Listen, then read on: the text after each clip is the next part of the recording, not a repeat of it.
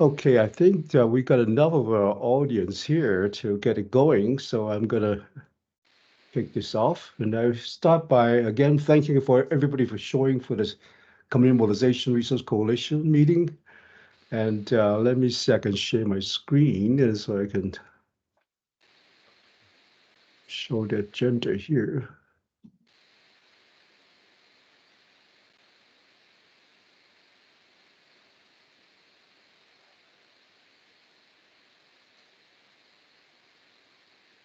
Okay, so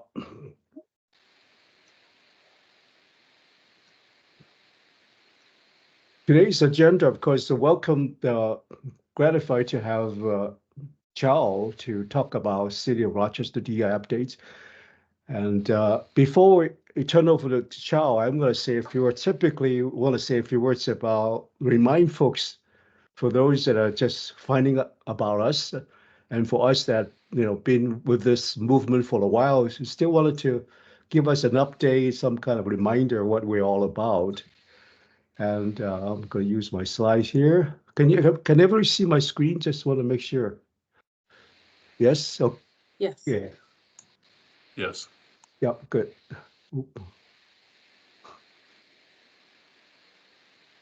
Okay.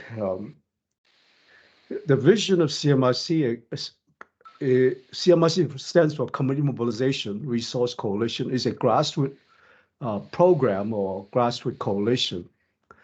And its vision and mission is really want to be a bridge, the notion of a connectivity, the notion about, and we want to be focused on racially marginalized communities. And some of us, some of our groups, do not really find it the BIPOC terminology to be not as suitable for what we feel ourselves to be. So we kind of coined this term about racially marginalized communities and short RMC, so the idea is about connecting RMC to ourselves and to opportunities that come along. And our mission is really we want to be a hub of information, opportunities, and support for RMCs, right? And by the way, my slide deck is posted on the website, and there are hot links here everywhere. If you want to go deeper, you can click the links and get into some of the information that I'm not going to go too deep into it because mindful of we want to really hear what a City of Rochester's DEA action is going to be. So I'm just going to give you a really highlight of what CMRC. And the value, and we in our document, we actually have several things that we talk about. Right now, somebody wants to come in. Okay. The value to Rochester, particularly in this audience, I feel, is that we want to, again, bridging the gap, right, between marginalized, marginal communities and the Rochester community at large. That is our value, we believe, one of the values that we provide to Rochester. And we also the notion about showcasing, because sometimes a lot of our community members are not so aware of some of the talents that marginalized talents that exist within our community. Some of the programs we do, some activities we do are not less well known among the community at large. So we want to be able to showcase. So in this regard, the CMRC meeting is one of those activities. We want to show our talent and our actions that really offer connectivity and also informing community what's going on. And of course, accountability is important that for ourselves as well as for our partners and the people that support us. Right? And collaboration is important. So we'll collaborate community partners and achieve positive outcomes.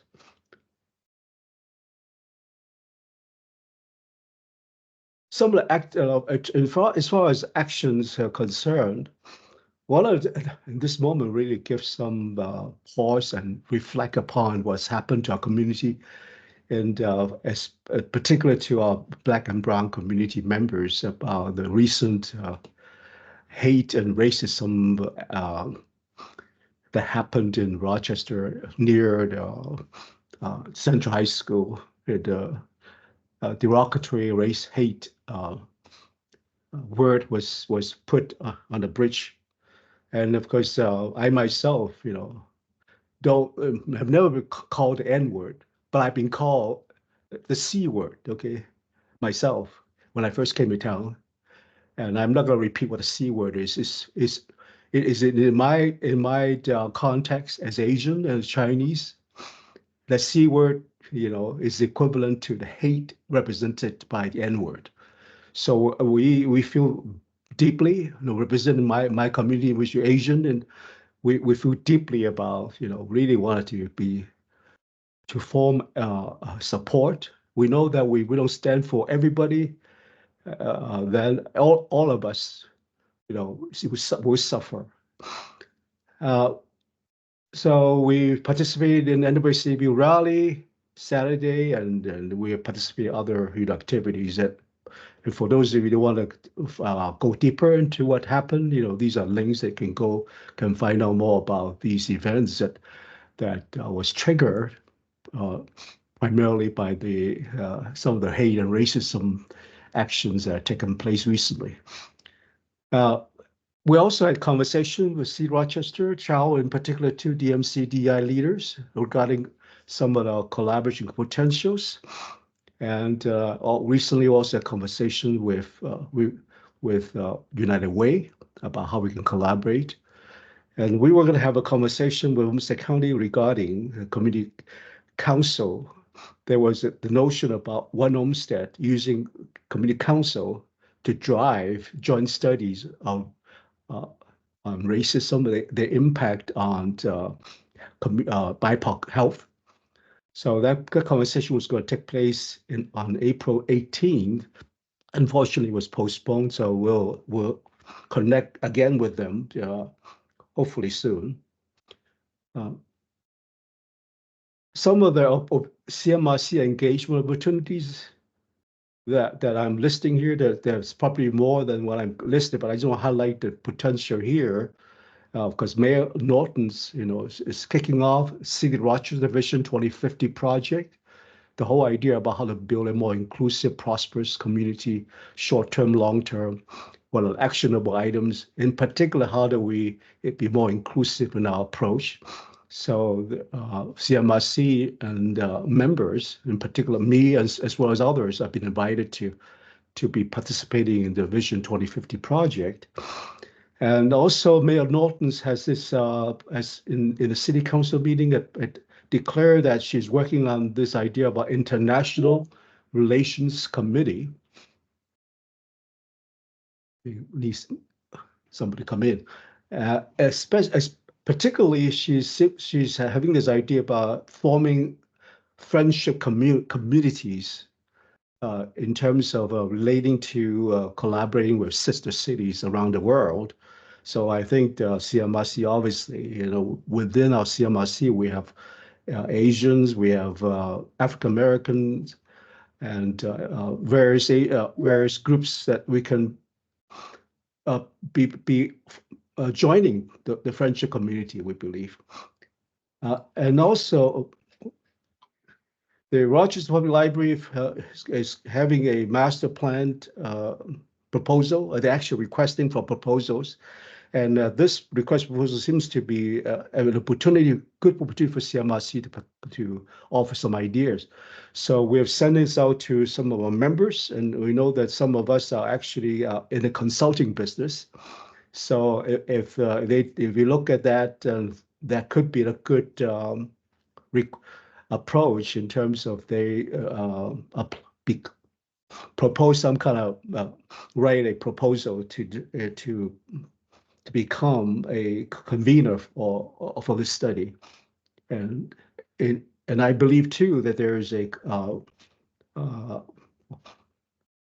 what I actually think is the whole idea about engaging community would be very, very important for us. Oh, I was going to think about co-designing. I think co-designing was featured as a way to do this request for proposal. So some of the upcoming CMRC of interest now, these are not hosted by CMRC, but these are events that we participate in and have some common interest. And this Friday, that tomorrow we NPR, Yomar, and an organization called Brave as Angels is going to conduct convene a meeting in Chateau Theater, and then the link there can give you some more further information. This is going to be broadcast as an NPR program in their Talking Sense program, and it's really about how do we have conversations, tough conversation, disagreeing better.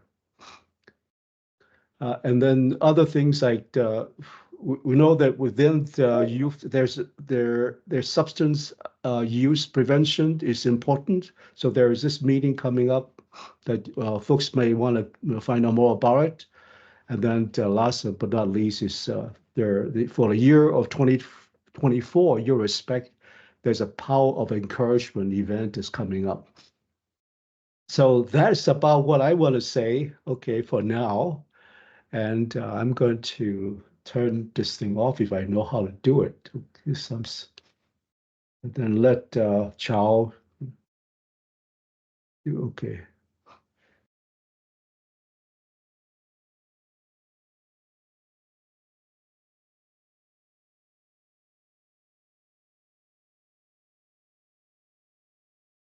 Okay, I think, Chow, you're sharing now, are you? It's always, okay. Yes, I think when I started sharing, it stopped Yep. your sharing. Yep, Yes. okay. Yep. Okay. All right, Go good ahead. good afternoon, everyone. Thank you so much for inviting me. Typically, CMRC used to meet on Thursdays, and I was able to attend each time. But since they moved to Mondays, that typically coincides with our city council meetings or study sessions. So I haven't been able to provide an update for a while. So thank you, Al, for providing this opportunity for me to do that. Again, my name is Cha Motala. I serve the city of Rochester as a Diversity, Equity, Inclusion Director. I've been with the city just about 3 years now. And excited to offer an update. I know I've shared some initiatives prior with CMRC, but just providing an opportunity of where we are at this point. So I'll start out with a little bit of an overview to share what we'll talk about today. We'll take an overview on language access, which is a fairly new initiative that we're going through. We'll talk a little bit about accessibility for community members with disabilities. And the reason those two top ones rise to the top this time is because our data tells us that even within our community, on those top two communities of color are the greatest impacted. So how can the city better serve community members who either are limited English proficient or have a disability or disabilities? And then I'll provide a brief overview of our DEI action plans. It's something that I shared in the past, but talking about how those have iterated over time, our professional development efforts and what that includes, and then any 2024 initiatives that we're embarking on and hoping that they will work out well. I will have a lot of slides, but I'll try to go by them really quickly so that you'll have an opportunity to ask me any questions that you might have. I typically, from young people in our community, they'll often think that when we talk about the city of Rochester, we're talking about the mayor's office. And that is true partly, but most folks don't always know all of the different departments that comprise the city of Rochester. So our city has grown, obviously, as you might know, the last census, a little over 120,000 people. As a result of that, our departments have grown. Not necessarily the number of teammates, but how we serve our community has changed. So when I started about 3 years ago, we had 12 departments. But if you notice on the screen, we're up to about 16 departments now serving the city. So we range all the way from administration, which is where I sit, and that is a space where a lot of people like the communications director or the city attorney and all of those would be there. And then if you move on, you see from community development to emergency services, some of our newest departments on the bottom there, you'll see Rochester Public Transit that used to be part of Public Works that has since broken off to be its own department just because of the needs of our community. You'll also notice public parking, which is now its own department based on the needs that our community have. And then Public Works is over there hanging out by itself that used to be combined with transit as well as parking. So wanted to provide this overview for you to see all of the departments that comprise our city organization. And then recognize too that the folks who sit in administration have the job of serving everyone across the organization. So my role as an example will serve all departments. And if I was to summarize it in one line, I would say my role is really centered on, and I'll go back to this first slide, which says building community, all people at a time. So how do we have services, programs, facilities, etc., that serve all of our community members in the best way possible? It is aspirational, and I always begin by saying I know that that's not a place that we are in today. So how do we move forward and make sure that we're doing that?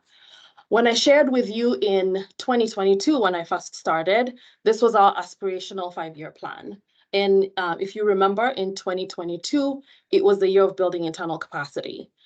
We had never had a role such as mine before, so really understanding our baseline, trying to understand what we knew as an organization or any work that had been done in the equity space, figuring out our professional development, running audits on the staff and the teammates that serve the city, comparing them with the community that lives here, looking through all of our policies to understand where they were equitable and where they weren't and which ones needed iteration.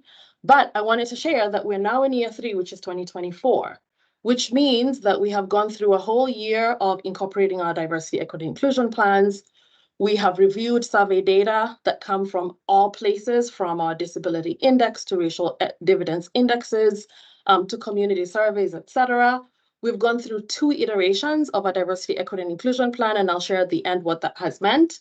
And in year 3, which is 2024, what we're talking about now is really thinking about community partnerships, action and planning, and then thinking about how we can work with other entities such as the county, Rochester Public Schools, in creating an action plan that is workable for our entire community.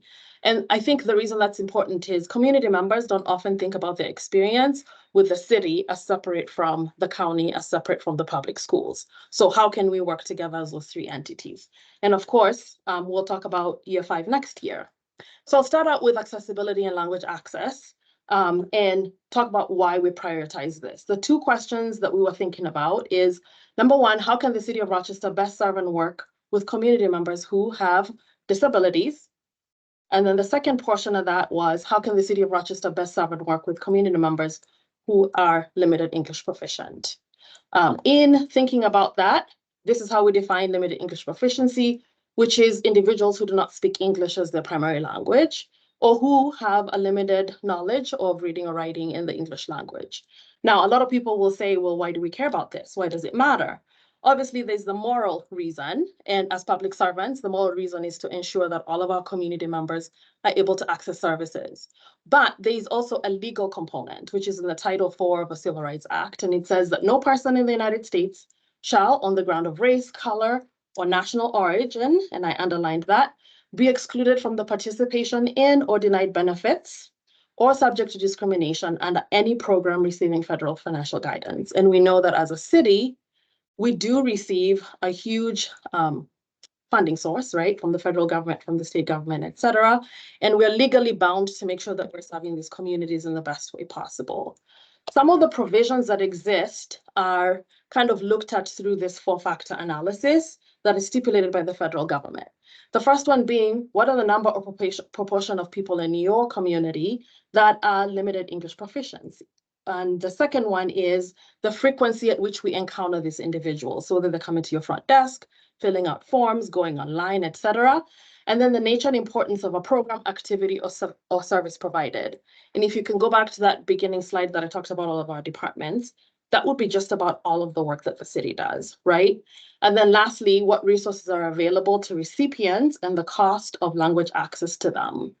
So we know that we've all received a letter from the city or a note. Has everyone ever received a note or a letter or anything from the city? Lots of us have. And just about every single one of them come in the English language, right? Some of those are really important. Some of them might be that you are in violation of something, and there is a consequence to that violation. And if you are not understanding that and have a legal ramification, then it is up to us to ensure that you have an understanding of what is coming your way, right? Some of it is about the community that we're building and growing and asking for feedback from community. Again, if somebody's not proficient in English and is not able to participate, then it is our responsibility to ensure that that happens. Otherwise, we are to some extent violating some rights that they might have. So if we think about our community and how it compares to others, we'll see that about 6% of our community is limited English proficiency, so about 7,000 people. It might sound like not a big deal, not very many, but the entire city of Byron has 6,370 community members. So larger than a city that we would be thinking about. And when we think about, what languages and how they rank, we see all the way from Spanish to Mandarin on the bottom, and the number of students enrolled in the Rochester public school system who utilize these languages. And thinking about RPS as we look at it as a future, the city that we're going to become, 86 different languages spoken in homes, right? Large number of languages. So as a city, we're not thinking about necessarily planning for right now, although of course the people navigating community services right now are important. But we're also thinking about the city of the future that we're building and how do we meet the needs of those future community members. So we can also compare ourselves to other cities that have language access plans, and maybe we don't. So Rochester is right there at about 6%, but cities much smaller than us, like Ann Arbor and Washington, DC, and Madison, who have a lower LEP community number, already have access plans or language access plans that they've incorporated into their cities. And so our goal and aspiration is, how do we ourselves create, curate, and implement a language access plan so that we can better serve these community members right now and then those who are coming in the future. We can look at population size, right? So one of the questions we've had is, we're not that large. Why do we need this? So you'll see Rochester there at 121,000. Above and below it are other cities, comparable, some larger, some smaller, who have language access plans that they've implemented. So how do people interact with language services? Wanted to provide an overview of all of the ways when we collected data from teammates.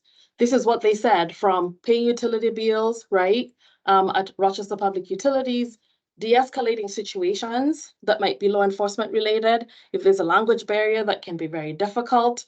I can't tell you how many times I go downstairs by the city clerk's office at City Hall, and there's someone there who's like, sister, help me, right?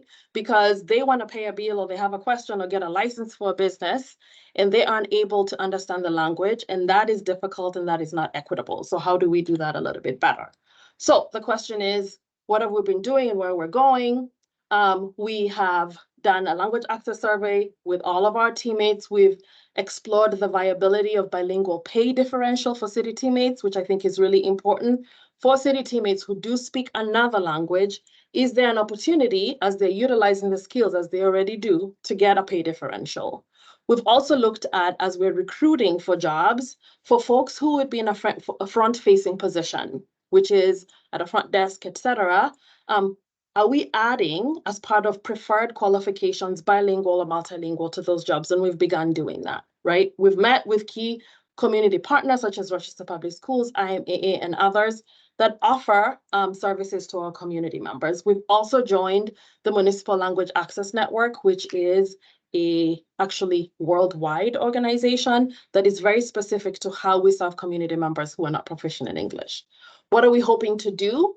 Obviously, is to develop a comprehensive language access plan for the city that we can utilize, that will be available to all community members, all of our teammates that work within the city.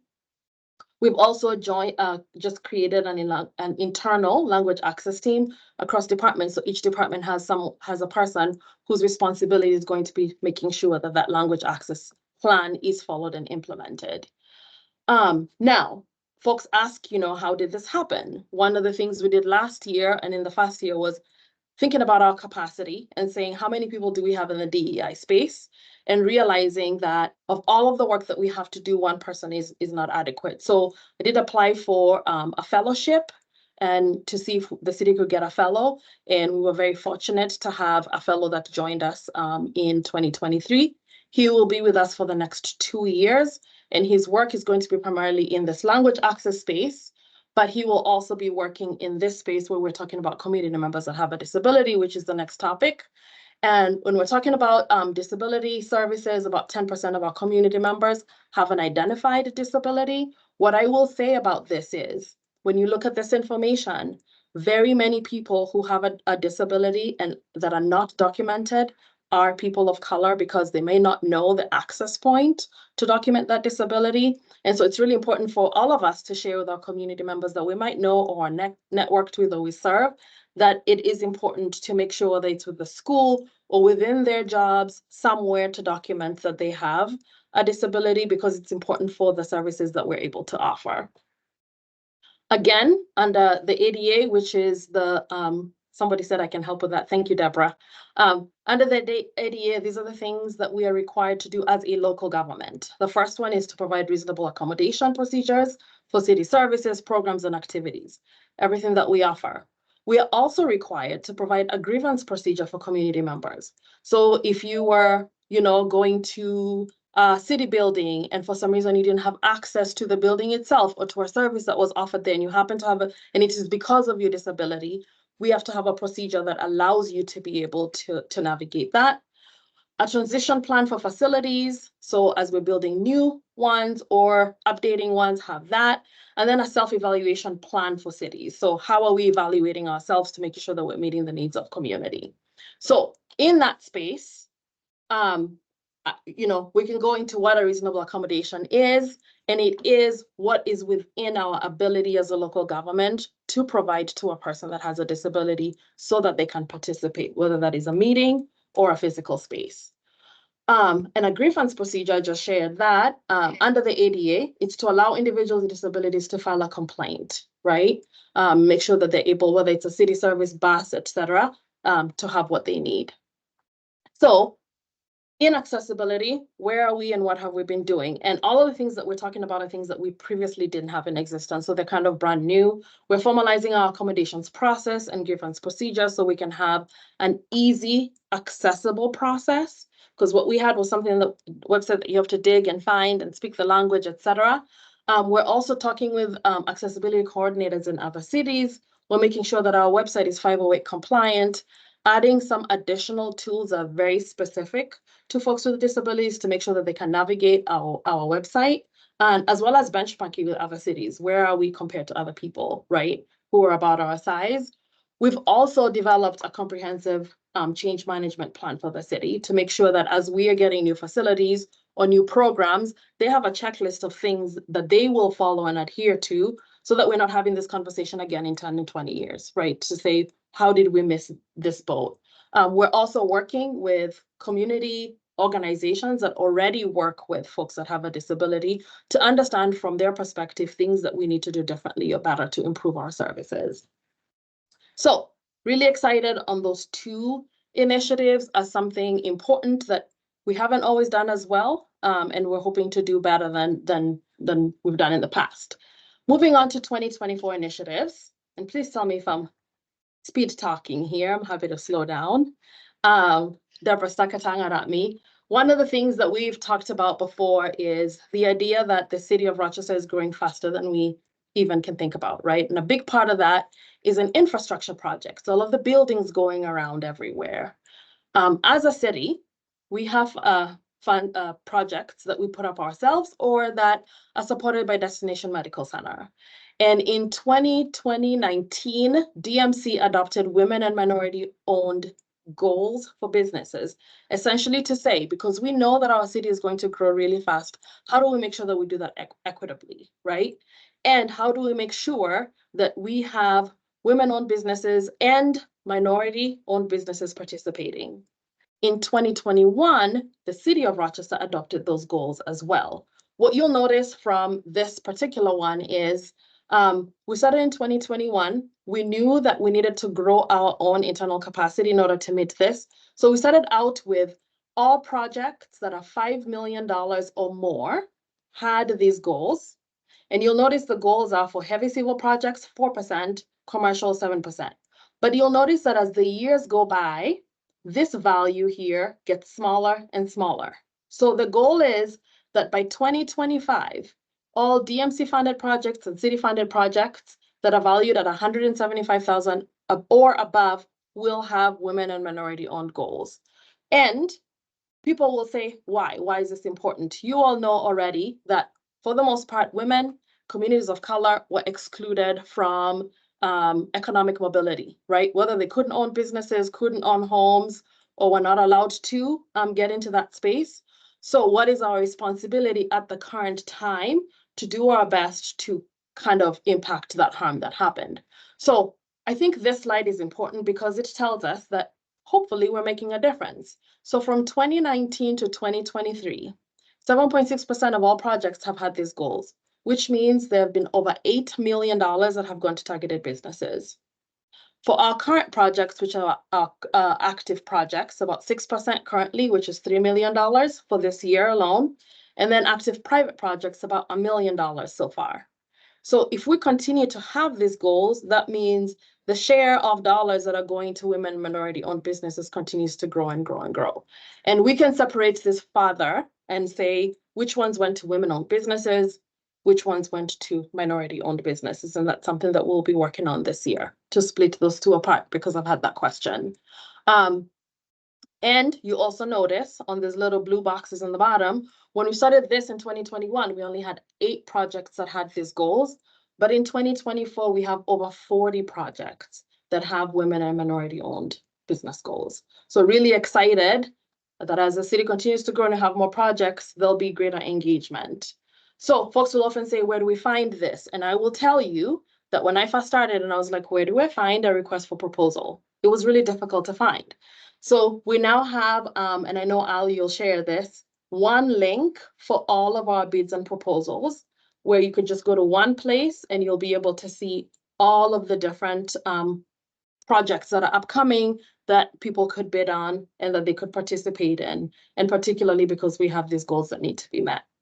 This is not all we're doing, right? I just was trying to give a summary. Although we've consolidated these, we are also making sure that we have capacity building for DBEs, which is disadvantaged business enterprises, to make sure that they know how to go through the process of bidding on projects.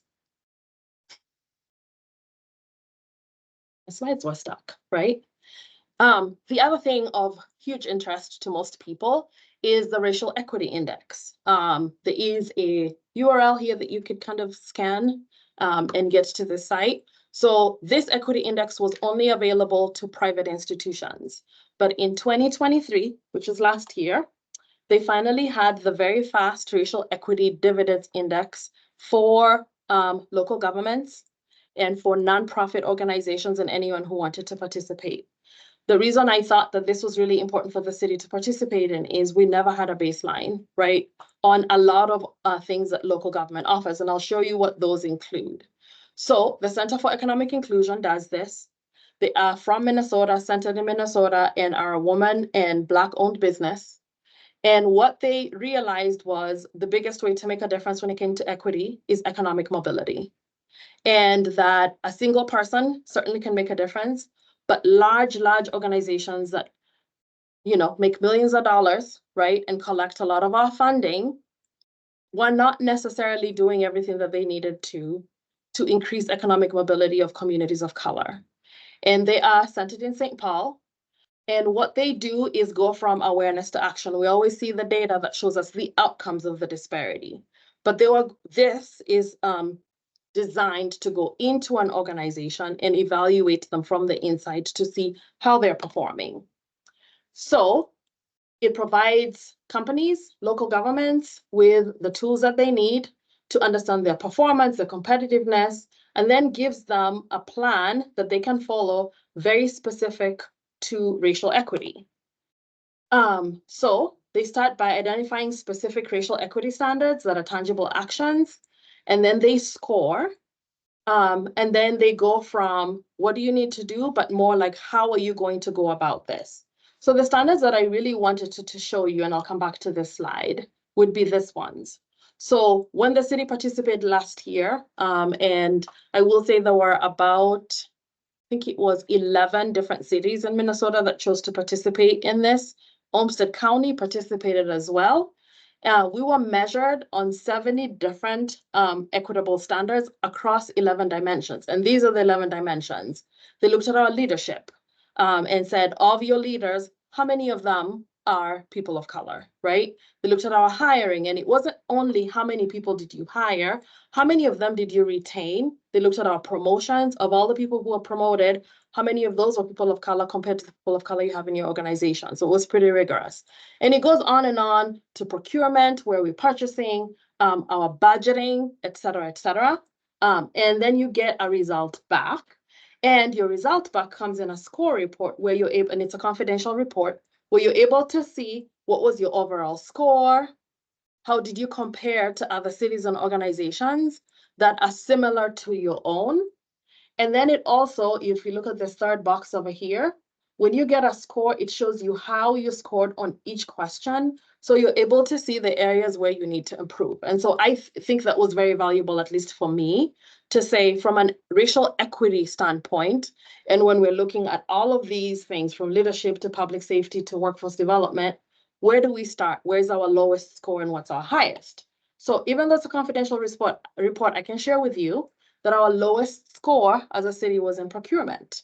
So we spend about over $500 million a year in different spaces, from ordering paper towels, right, all the way to buildings, roads, sewers, and that type of thing. And one of the things that was evident was, one, we don't already collect information on who all of our vendors are, whether they're women, whether they're LGBTQ+, whether they're people of color, et cetera. We don't collect that information, nor do we track except for our infrastructure projects, which I shared those goals with you. And so this year, the state of Minnesota has the disparity study, and a couple of you reached out to me on that. And that's something that we are currently going through right now, which is an evaluation from 2015 to present. So about 10 years worth of procurement to be evaluated for us to better understand where is or how are we spending all of the funding that we get as a community. And it's everything that we have ever contracted. So like I said, really looking forward to understanding that baseline, because then it will inform that. The other thing that is really important about a disparity study, and I don't know how much attention folks pay to this, and you can kind of raise your hand or say something if you've seen it. Have you seen the number of DEI programs across the country that have been dismantled? Anyone? Yes, Al says yes. Or a lot of people who have goals in different spaces, whether it's workforce goals, business goals, that have been completely dismantled, right? And that's not something that we want for our organization. So one of the ways to make any goals legally defensible in court, including the Supreme Court, is to go through a disparity study. It's done by an independent third party. They do the evaluation and they say, here's your baseline. And so if we set goals, whether it's 10%, 20%, whatever it is, in our procurement, that would be a legally defensible document that we could utilize. So really important, because people will say, why don't you just set goals right now? We can, but we want to be able to defend those goals in a court of law. So we'll share the results of the disparity study. It's an 18-month long one, and share that information once we get to it. The other really exciting thing is this year we are prototyping community connectors. And we went through a hiring process. I shared that information with a lot of you who sent me applicants, where we will have a Somali-speaking and a Spanish-speaking community connector. Each of them will work 10 hours a week. And the big goal of this is to sustain and grow stronger relationships between community and government. They will also serve as like a liaison between that community and the city. And they'll have consistent hours. Those hours might be at the city, or it might be outside within the community itself. So this ranges from everything like voter education, getting people registered to vote, right? Or it might be helping people connect to their utility bills. It might be people going through a weatherization program who ordinarily wouldn't. So it'll span all of those. And I haven't announced their names formally internally, but next time we have this meeting, I'll be able to say, these are the 2 individuals that will be serving as community connectors for the city. The second initiative that we're prototyping this year, and a lot of these are around economic mobility, is a community building fund. So we've noticed in the past that community members might have great ideas and don't have necessarily the resources to implement them.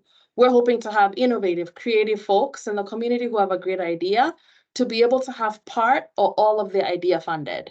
So the goal is to support initiatives that advance social equity through projects, programs, or events. And You don't have to be 18 years old, so this will be open to anybody from the age of 16 years old and on upwards. And they will be able to go onto the city site, and I'll share the link when that is ready. And they can put in a really short application. It's not complicated at all. And then receive funding anywhere from $10, if that's what they need, to a maximum of $5,000 that they would be eligible for. And they can utilize that funding for anything that advances social equity within our community. So that's a second community building fund that we're prototyping this year and hoping to see the difference that it makes. And I'll share an example of somebody who wanted to host something at a park. And if any of you have ever tried to do that, there's a fee to kind of reserve something. That should not be a barrier for somebody to be able to hold a community event. So this is supposed to supplement some of that and maybe reduce a small barrier that some people might have to participating.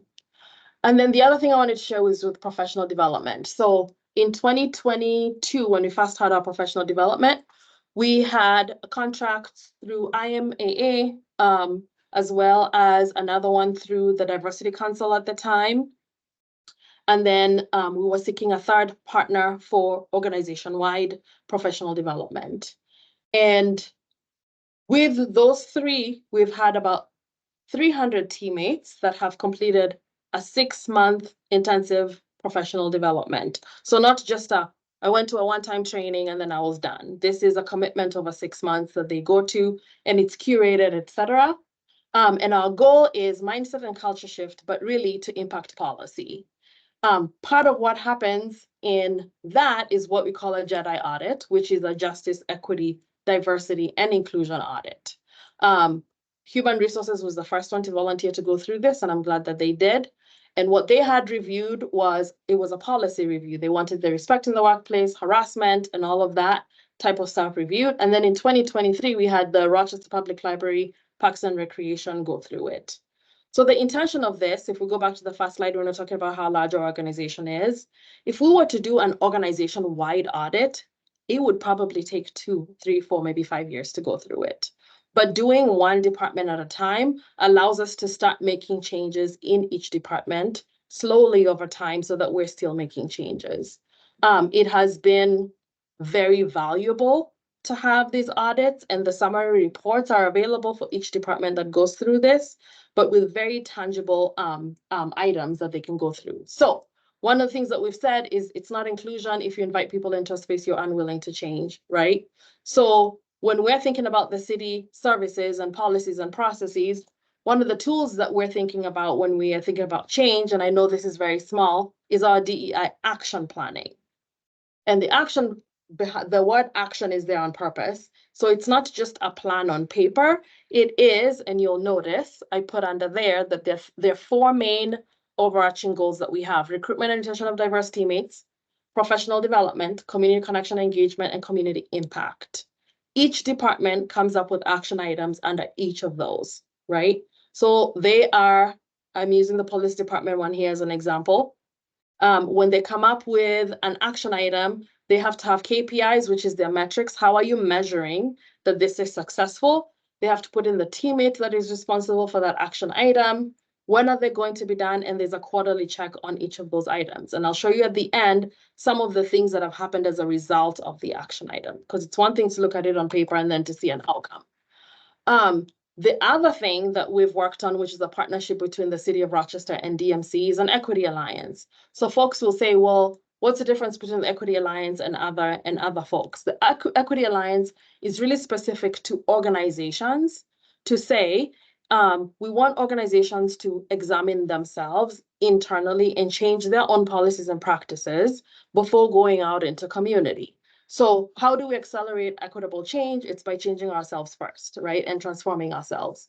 So there are 5 main anchors of the Equity Alliance. One is continuous improvement. Are you auditing yourself, right? It doesn't have to be the JEDI audit, it can be any other kind of equity audit. Are you action planning? And do you have metrics? And are you able to say how you're growing and changing? Are you having an economic impact on the community that you're in? Are you transparent and sharing the work that you're doing? And then are you collaborating with other partners? Part of that is the equity series. And like I said, it's very much about getting together with other organizations and sharing practices. Most people will share that even though they might be in a leadership role within their own organization, they have never had the opportunity to learn from around the country on equity practices that are making a difference. So I did include the link here, but you can go in and watch any of these. They range from equitable housing opportunities to the racial equity dividends index that I talked about, to the built environment, and we even included the Black History Museum that went around. But this is only part of the Equity Alliance, is how do we share in education and collaborate with each other and learn. And we also, in the last year, got our inclusive workforce designation. I shared that's our #1 goal. How do we recruit and retain better? So this is through the Southeast Minnesota Workforce Board, and organizations can choose to participate this if they want to. There are 4 areas that they have to work on. One is you're expressing a commitment to an inclusive workplace in your values, in your mission, your policies. They also review if you're assessing how diversity, equity, inclusion influences your working culture. Are you providing education to your staff and leadership that is specific to DEI? And then are you allocating resources? So is there money behind what you say you're going to do? And is there a plan to keep it sustainable over the future? So if you go to this page, which is the Workforce Development Inc. page, you will notice that right now there are 4 organizations that have their designation, and there are only 2 cities, the city of Rochester and the city of Northfield. And then there's accountability going forward. So if you have an organization, work in an organization, this is one tool that you can utilize for an audit. It was free to us. There was no cost to participating in that, because I know sometimes that could be the limitation, and they walk you through the process. And it was a really valuable tool, and they used a rubric to evaluate it. It took 6 months to a year to go through the whole process in order to get that designation. So we're really excited and proud that we were able to get there. And then if you're like me, if you are in the midst of doing whatever type of work that you do, you always feel like nothing's changing, right? If you're in that very moment, and I have that moment all the time, right? Where you feel caught in the next thing or the thing that is incomplete.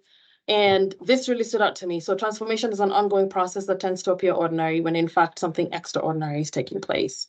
And I wanted to share this with the departments who have been really wonderful about trying new things, being innovative, coming up with DI action plans, etc. And in their first year feeling really doubtful. But it is wonderful to share over the couple of years that we've been here about all the things that they have been able to do. So first of one is to actually be able to have a diversity, equity, inclusion action plan, right? Which is something that they're able to follow. A second one being, if you noticed, the library just launched the very first time a municipal identification card, right? For people who are not able to get a driver's license or not able to get a state ID, they can utilize this, and it is available to folks if folks were not aware.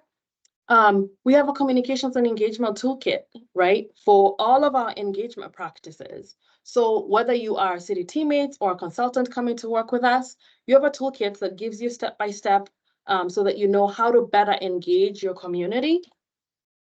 We have a Women's Fire Expo. This is going to be the 3rd year of the Women's Fire Expo, where we are working hard to recruit women into our fire department. We have yes.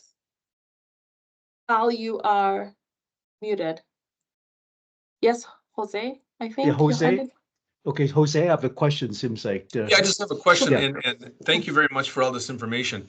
And as you were presenting this information, I had an idea. So we have OSHA posters posted in every business, right? And I'm just wondering, is there a possibility to engage with the Chamber of Commerce, specifically with Rochester, where they are required or recommended to put some information for employers or employees in their break rooms where they can go and find you and this particular organization to get some assistance? Yes, that is a great idea. and I can reach out to the chamber and see if this is something they'd be interested in. Yep. Mhm. And then I'll roll through this, but feel free to ask a question, anyone, if you have one.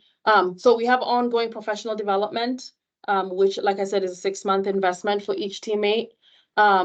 If you've been to any of our public music concerts, you'll notice that they now have closed captioning available. So for folks who may have a hearing or auditory disability, can still participate in that, which is not something that we had before. We are part of the Just Deeds program, which is working on reviewing racial covenants in our housing and property ownership process.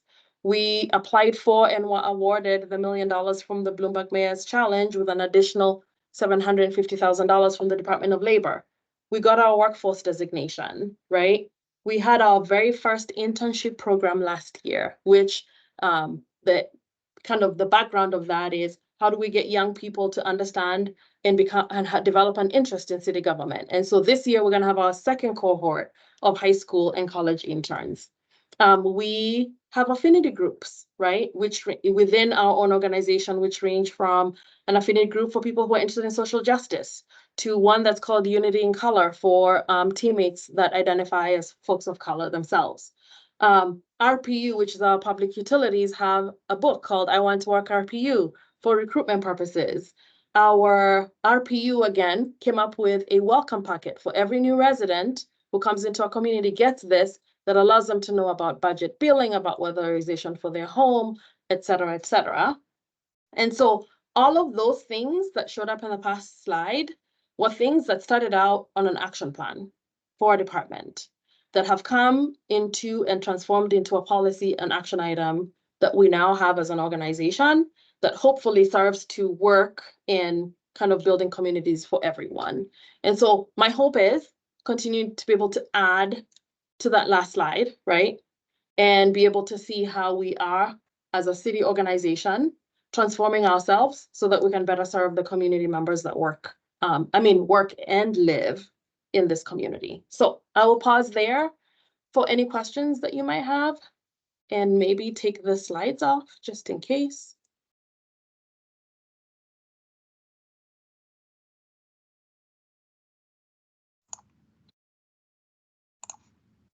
Ciao, this is Jose again. Mhm. Is this deck linked, or are you sending this out to everybody? I will send it to Al, and then he puts it up on the beam. Awesome. Yes. Thank you. Mhm. And also the recording itself will also be posted. Okay. Anybody's any questions? A lot of information, Chow. Thank you. And then I didn't really, I follow the city's DEI things, but it's good to have the one summary that you're providing, the whole overarching program. Anybody else? Anybody has any question? Otherwise, I do have several probably. One is I know this the first time I actually became more aware of the indexing, situation, and seems like it's sort of similar to the intercultural city index, right? That you're clearly aware of too. That was done 3 or 4 years ago. That was more comparison, our cities indexing in terms of intercultural standing compared to other cities. In fact, the international city, right? Yes. So, and I actually make a comment to the city council maybe 3 weeks ago, 3 sessions ago, about the need to follow up on that work. And I might be a little bit too harsh on, in terms of we're not really doing much going on. And it come from perspective of community looking in. We did that work 4 years ago, getting everybody together, do some indexing about how the various index, how are we comparing to other cities. So I guess my suggestion is to make, and I know it's a lot of work, okay, and also your work already doing this kind of indexing.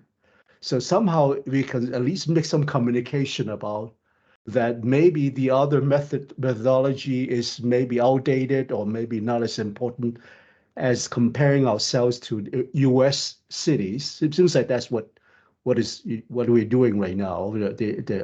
So you make some kind of statements to at least tell the community that you're not just drop the other effort, which some of us have actually spent quite a bit of time, providing input to the index. Right? We can make some kind of statement to say that that you're making this kind of effort, and then somehow maybe tie it back in the future about intercultural city, so that we'll have a sense of you're not dropping. You're actually you have this other more higher priority action going on. So that would be helpful in my opinion, Joe. And I'm so glad you said that. And I was scrolling through the slides because I wanted to maybe reshare this portion, and I don't want to scroll through all of them. But in our DEI action planning that I shared, you'll notice over here on the top, always does this. It says, here are our overarching goals, and one of them includes community impact on this fourth goal. And I can share the broader action plan. So what I will say based on what you shared is, no, the intercultural index falls under the community impact bucket, right? So some of our action items are directly linked to what the ICC gave us as a baseline. So they are items in there specific to public safety that we have action items next to. There are things specific to workforce that we have action items linked to. And the intercultural index, which maybe we should present on that sometime, Al, the difference between our indexing and that one is each took our entire community. So work that the city does, work that the county does, work that Rochester Public School does into one index. So Al, what we did is we pulled out all of the things that the city does and included it in our DEI action plan. So it's not forgotten, and you're right. It would be good to let people know that work that was done didn't go away, but this is how it shows up in our city DEI action plan. Yeah, that's good to know, because sometimes we just don't know, whether that we've seen some examples of actions being stated and never seem to be followed up with. And from a community member standpoint, is it another thing that's just come and go, and having some follow up, I think, would be really important to build trust. Yes. So what I could do is I could pull our specific action items that are related to the intercultural and say, here's how the city, at least I can speak for the city, is responding to that particular index. Yeah, that would be really great. Okay. Another hopping back to the intercultural city indexing, that was a European based, right, kind of a template to index. And then there is some significant difference between European way of looking at things, because their assessment is done in their municipality, is kind of different from our municipality structure, which consists of almost the county as well as city, right? So and schools. And school. So we are more diverse, more separated, and as opposed to the Europeans' way of doing things. So somehow I think if you articulate your follow through, that there includes at least some mentioning about what the county is doing, what the school is doing, so that now the tying back would be more meaningful to European way of indexing. Yeah, I could reach out to our school and county partners. Right. Yeah. Yeah. Anybody else have any questions? There's a lot of information, and I'm sorry for the information overload. I do have a question. It's Nashana. In reference to the I wrote it down, just a moment. The Center for Economic Inclusion, the work that you guys did with them. You said that the information was confidential. The score report is confidential. At this time, it's confidential. So the way they do it is they have a report that is, here's the 2023 report for everyone, and they'll say, these are the number of people that participated, here's how they scored. And then they send each city a confidential report. And then we do like a debrief and make a plan. Once that's done, then we can share it back. So we just concluded it at the end of 2023, and we're still in the part where we're creating our action plan. And then we'll be able to share it with whoever might be interested in it. So, just for clarity, will you guys be sharing the action plan or the results from the report? We'll share both. Okay, is there Mhm. like some form of time frame that Well- will be happening? Do you have any idea? Well, I said by the end of Q2 was my hope. So that would be April, May, June. By the end of June would be my hope that I can share, because then we'll be saying for the next 3 years as a city, here's what we are committing to based on the report that we got. Okay.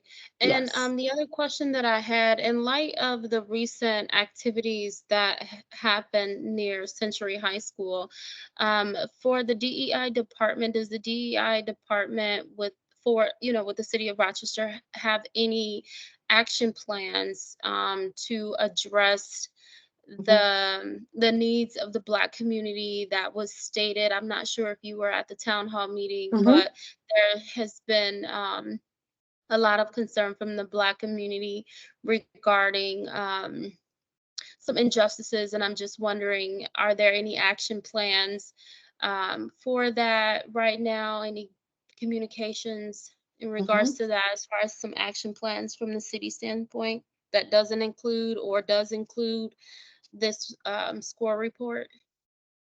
So great question. And yes, I was there for the town hall and subsequent things. Mostly just to listen, right? And to be in community with everyone else. And couple of things that were evident to me, I'll share. One is that there needs to be greater or more opportunities for the Black community to share their experiences and to talk through action items with local leaders, whether that would be city, county, or public schools. It was really evident that that's a need.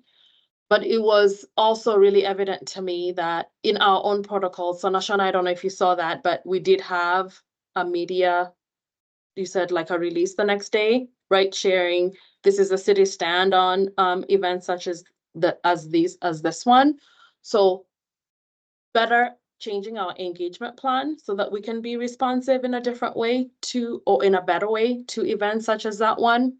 And that includes even within our own emergency management. So Nashana, we're in the process of saying, how do we navigate that? But our entire racial equity index, which is what you were referring to, would be action items that are very specific to communities of color. So I hope that answers your question, but please tell me if it does not. I mean, sort of, kind of. I just want to know, where can we find some immediate action plans as it pertains to addressing the specific concern? You know, how is it highlighted? How is it being addressed? Like, this is what we see, this is what was reported, and this is how we plan to improve. Like, are there any ideas? Because what I did hear throughout your slide was that reports showed that there was an immediate need for a community connector for the Somali community and the Spanish community. So there are targeted services for specific groups of people based on data, based on needs. And according to a previous SCORE report from 2020, where the disparities for the Black community was a big issue then, there was some feedback and concern for the Black community specifically during that audit of the city, where there were action plans that obviously have not improved. So I'm just wondering, are there specific action plans in response to an emergency situation as a response from the Black community. And it's okay if nothing is set in stone right now. I was just wondering if there had been any communication thus far surrounding that immediate need from the particular community. Yes, thank you for clarifying. Absolutely, there has. And thank you for saying they don't have to be set in stone, because that is true, they're not set in stone. If any of you know that, of course, I'm not the final decider, right, in any of these items, but I can curate and take them over and say, how do we make decisions about this? So yes, there are immediate actions that are very specific to communication, very specific to emergency management, very specific to how we address racial incidents, right? So that is in the works, and yes, I'd be happy to share that once it is formalized, to say this is it. And I don't mean like in a year, I mean in the near future, right? So because I know it's not something that should go for months and months before we make a decision on what immediate actions would be. Thank you for answering that for me. Thanks.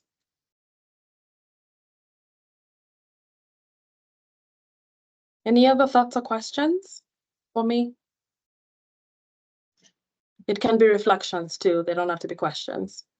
Hi, Charles. This is Charlie. Hi, Charlie. Thank you for a great update. How does the city engage with underrepresented communities to ensure that their voices are heard and their needs are addressed? Just a follow-up to LaShawna. Great question. And I'm like a whole other presentation. So we have one that we do specific to community engagement. So the city does have a strategic engagement and communications director. She and I work really closely together. I alluded to it in one of the slides that one of the first things that we did was to come up with this toolkit. So within the toolkit is the part that I'll talk about. What we had done in the past, or at least looking at what happened with engagement in the past, was like surveys. We send surveys out, and then based on those surveys, we make decisions. What we've changed from that is when we send surveys out, you'll notice we've added demographic questions to the end of the survey. And folks answer those demographic questions. When we get those back, we disaggregate the data. And we'll say, based on the information that we received from the survey, did we hear from this community, this community, this community? And we matched the demographic questions to our census data that we were able to compare apples to apples, right?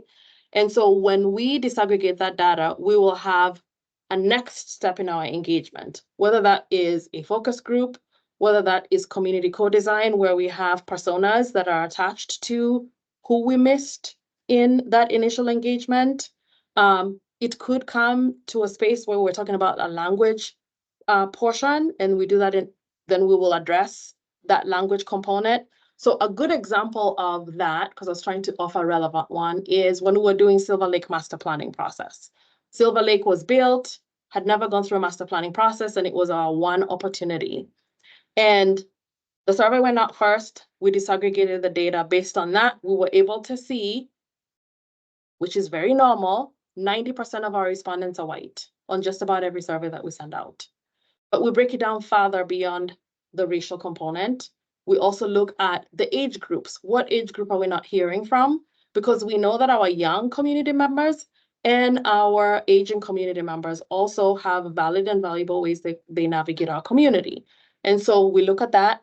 We also look at religion, because that's important for our public spaces.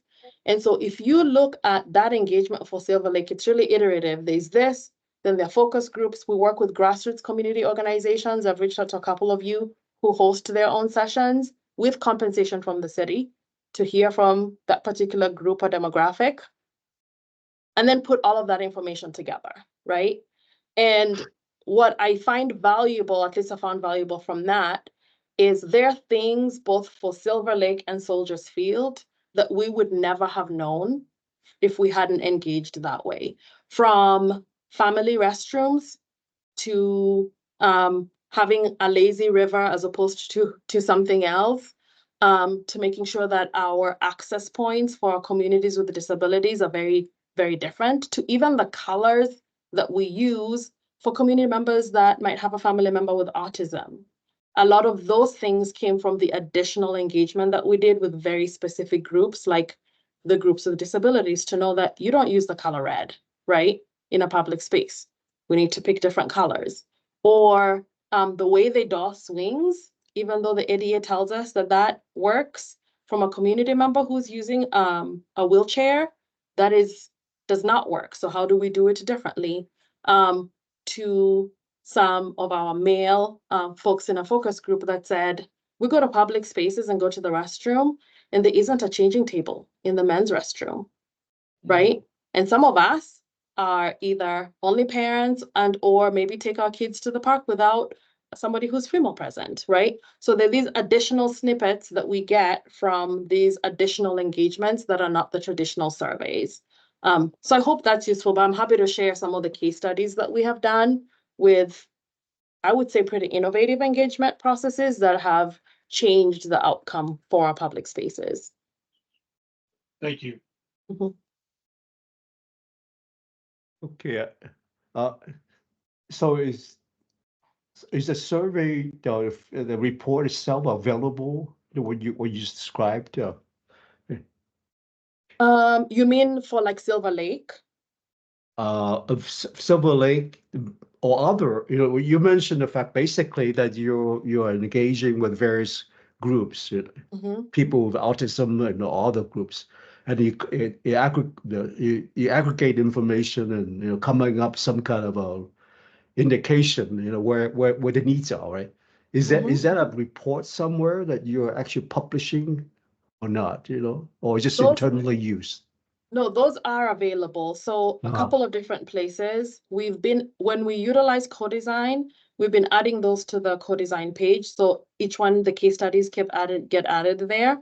For our park master planning processes, those all get added into our parks page. So then you're able to see for every master planning process, what was the engagement process for that particular project. And I can see if I can consolidate some of those for you so that I can share them for you to be Yeah. able to see. And I'll share a lot of our consultants that do, especially like the infrastructure, parks and buildings and whatever, will say that they've never been asked to do the type of engagement that we're asking them to do. Because we'll say, if you're just saying you're going to have 2 community events and send a postcard, that's not adequate for the type of engagement that we want as a city. So we're being really intentional from the very beginning when we put out the RFP that we're asking for equitable engagement or an equitable engagement plan in order to be able to have the project. So I think what I'm hearing is that for your different kinds of master plans, for example, the Silver Lake or other park, those master plans you utilize community co-design. Not for all of them. No, okay, but yeah, okay. Some utilize co-design, but some just use like an iterative engagement process. That might be focus groups, that might be language and interpretation services, depending on the type of project that it is. And what I was maybe getting at is some of us may not even be aware that there was opportunity for us to offer feedback or that type of thing. I'm speaking for myself now, even though I'm so, follow up everything, it seems like. And I don't seem to even know about this particular thing as being, there's some involvement needed, so of course, getting back to the purpose CMRC really is the notion about being a hub, right? Information that comes along, either from the city, county, DMC, whatever, that we want to be able to get the information and then show that to share with our community as a conduit or hub. So that could be the way that we can offer some value to what you're doing. That's true, because I actually sometimes I get them too as a community member, and I'll say, has everybody else seen this? I was just filling one out today, and you can all tell me if you received this. And it is specific to Rochester Community Needs Assessment. Is that something that any of you have received? No. Okay. Yeah. And so sometimes I'll get things and go, have we sent this out to everyone? So as I get them or receive them, even as a community member, I'll send them to you. Right. If you've already received it, toss I- it. But if you haven't, share it with others. Yeah, typically, if I haven't got it, I put it in my, the CMRC Beam and the DMC Beam site, right? So Okay. for people to find out about it, Mhm. yeah. Yep. I'll be happy to share those as they come my way. It is challenging. Communication is challenging because we have so many things going on. Mhm. City, county, mayoral, and everybody is doing something. And Mhm. having that information sharing out is not an easy thing. Mhm. Yeah. It's not. And the one thing I'll say I'm really grateful to CMRC and the folks in here is when we've had really targeted hiring, like the internship program, I sent it to a bunch of folks in here. When we had the community connector job posting, I sent it to folks in here. And I can see the difference before I send it to this group and after, right? Oh. The number of candidates and applications that we received, our internship last year, the number of young, diverse folks that joined the organization was wonderful. That will be true again this year. And what I also will share from a recruitment standpoint is, say for the community connectors and the people who applied, we got some wonderful folks who applied for this role that is 10 hours a week, right?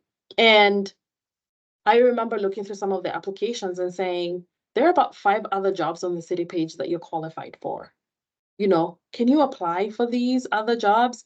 And I asked them, why did you apply for this one and not any other one? And they said, because this particular job said that there's a requirement, there was an indicator, like a requirement for Somali or Spanish, etc., that gave them a cue that they should apply. But I would encourage, and maybe I can send this to you every so often, here are the new jobs that are posted at the city, because there are lots of people who are qualified for these jobs that we would love to have join the organization that don't always think or feel that they should apply for the jobs.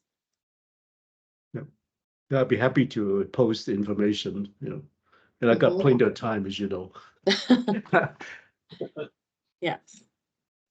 I do have, anybody else have any question? Otherwise, I have one more, at least one more. Anybody else? I don't want to dominate all the questions here per se, but I get a question being about the community building fund. Yes. Right. So right now is the fund comes from a city budget, right? Or is it also incorporated United Way or other, funding organizations to build up that fund or not? And this is really a question. It currently comes from city funding. And so it's something new that we're trying. We're all about prototyping something one year and then based on how it goes, seeing, was this the best way or is there something else that we need to do? And the reason that we tried it was because we were getting a lot of requests for support or help, but we didn't have a structure to do it, and the policies didn't allow us to do it. So creating this fund then creates not only the process, but have gone through the policy space, because there are a lot of policies around taxpayer dollars and what they can be utilized for that sometimes are very limited, can be really, really limiting. And this then has that provision. Like I said, if you want to rent the park and it's $300 and that's the limiting thing, well, now you can apply for this and it allows you to do it. So how big is the budget? Is that first come, first serve? You've exhausted the budget and that will be the end of it? Is that how it goes or not? The budget is $50,000. The total budget for The the whole total budget okay, I see. is $50,000. Yeah. And then people can apply for, like I said, $30, $100, $1,000, $2,000. And we created a rubric around how we would review the applications. And it wouldn't be just one person reviewing. We have a little group of people who would review those and getting back to folks about it. And the only thing that we're asking people to do if they receive the funding is to share back with us the impact, whether that is in picture, video, numbers, whatever it is that they want to share back. Like, this is how this fund allowed us to do X thing, and this was the impact to our community.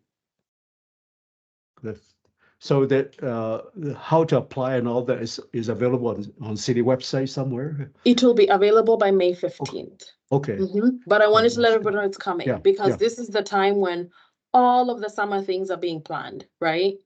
And it'd be a good time for people to then apply for that. And I'm really excited that we can have some of our young community members who have brilliant ideas also able to participate. Yeah, that sounds great. I had a question. Yes, Thanks Fatma. for everything, Chow. You mentioned about the one link for businesses, the bidding. Would you please share with us? And is that when you say with the bidding that are they those funds or businesses, are they held accountable for giving BIPOC the opportunities to get those services, the contracts, or is there a system so that you guys know the BIPOC are the ones who are benefiting too? So I think, Fatma, you're referring to the link that I shared for the construction projects and other RFPs, right? Is that the one you're talking Yes. about? Okay, yes. So for that particular one, if it is a construction or built environment project, it will have a WMBE goal attached to it. So there is a spot where you could put in that you're a woman-owned business or that you're a minority-owned business. So they're able to tell. Now, trying to remember the second part of your question. Is there a guarantee that you get the award bid? Not necessarily. You would still need to meet whatever other criteria that's in there. But if you go in and you're filling any of those out, please reach out if you have any questions that will help you, we can support you to be as successful as you can be in that process. Thank you. You're welcome.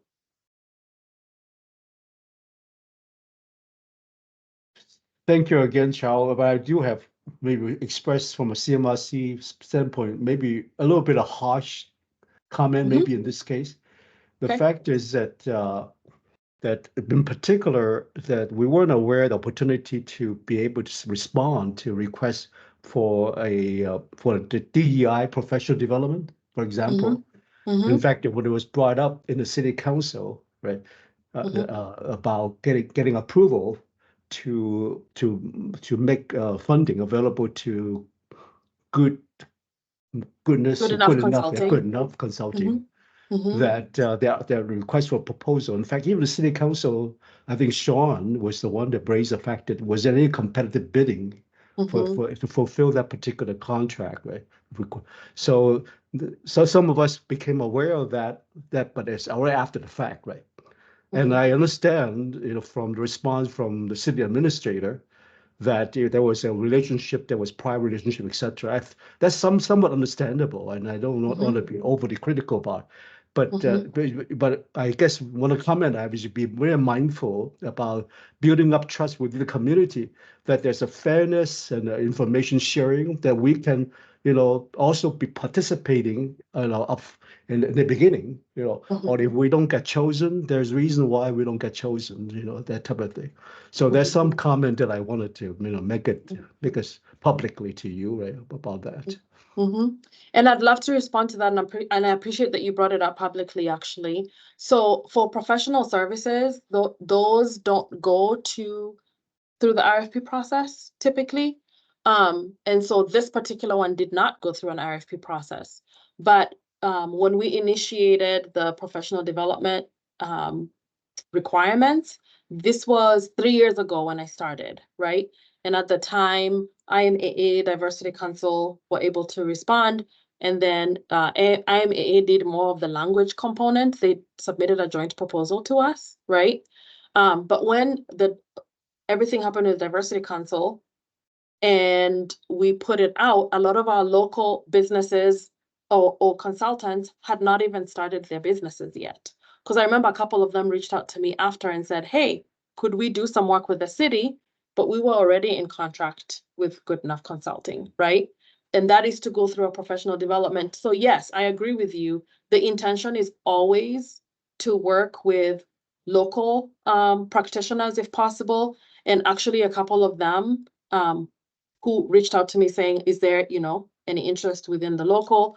went in different directions. Like if you go into the IWE designation page, you'll see a couple of them listed on there, because I said, I'm really sorry, at this time, we already have a contract with Good Enough that we already signed for our professional development, but here are some other places that I know are seeking. If there were to be a new opportunity now, Al, I absolutely would share that with our local practitioners. So I do want to make it clear that it was not overlooking our local practitioners. We did have local practitioners, and then signed with Good Enough, and then a whole bunch of new ones started. But by then we were already under contract. Right. Yeah. So one more comment. It sounds like there may be a co-designing element, maybe in some of these contracts. I'm not sure about a Good Enough one, but clearly in the co-design phase, if there's anything that require co-designing, CMRC obviously can, our community members probably can participate in being co-designed members, obviously. Yes, I would agree with that. Absolutely. Well, anybody else have any comments, questions? Sounds like, thank you again, Charles. It was very informative, and I'm glad that you were here, and also it answered some good questions from our audience. And anybody else have? Yeah. Oh, I see a note here. No. Okay.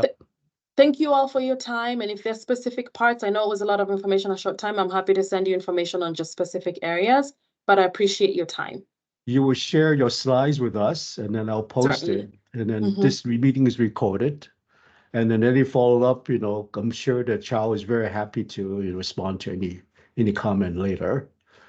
Okay, so I don't know anybody for the rest of the meeting. We're about 2 minutes left. Anybody has any announcements that you want to share with us or not? Sounds like no is the answer. Sounds like. Okay, so thank you again for attending, and we'll see you next month. Thank you, Xiao. Yeah, thank you. Bye-bye. Yeah. Thank you, Joe. Have a good evening. Thank you, Al. Thank you.